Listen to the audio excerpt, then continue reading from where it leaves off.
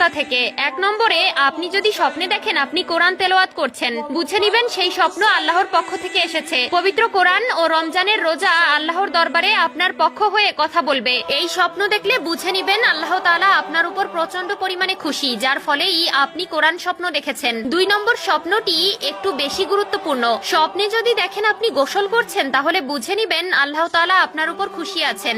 এই স্বপ্ন যে ব্যক্তি দেখবে বুঝে নিতে হবে তার শরীরে যত পাপ আছে, অন্যায় আছে, ধীরে ধীরে তা মুছে যাচ্ছে। আল্লাহ তাআলা তাকে ভালো আমলের জন্য কবুল করে নিয়েছে। প্রিয় দর্শক, অবশ্যই স্বপ্নকে অবহেলা করবেন না এবং যার তার কাছে স্বপ্নের ব্যাখ্যা জানতে চাইবেন না। মনে রাখবেন, স্বপ্নের ব্যাখ্যাকার আপনাকে যেভাবে স্বপ্নের ব্যাখ্যা দিবে, আল্লাহ তাআলা আপনাকে সেভাবেই প্রতিদান দিবে। তাই অবশ্যই স্বপ্ন সবার কাছে বলা যাবে না। আল্লাহ তাআলা আপনার উপর খুশি আছে, তাই আপনাকে এই স্বপ্ন দেখিয়েছেন। কিন্তু আপনি যদি আল্লাহর ইবাদত থেকে সরে যান, আল্লাহ আপনার উপর নারাজ হয়ে যাবে। অবশ্যই আল্লাহর ইবাদত বন্দেগী করবেন এবং